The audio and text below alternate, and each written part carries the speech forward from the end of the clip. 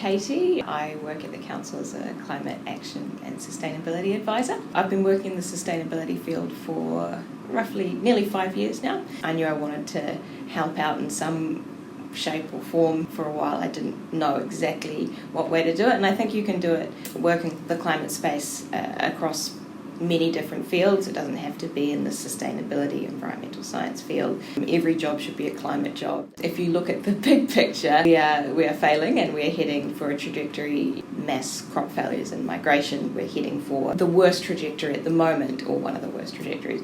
From the bigger perspective, it's sometimes hard to stay optimistic and remain motivated in your job.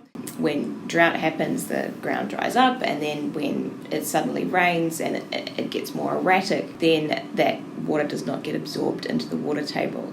It is affecting farmers and it will continue to affect them. We've got topsoil loss, which is going to mean that dairy will no longer be viable within New Zealand for many reasons, but that's one of the big ones, and also temperature.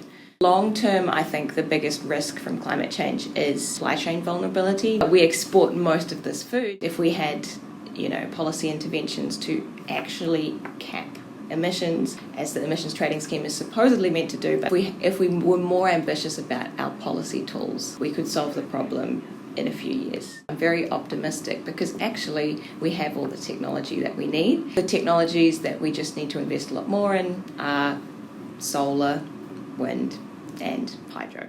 The environmental movement has failed because it's just focused on the birds and not on the broader human impacts, and I think that's what's going to help us in the future. Yeah.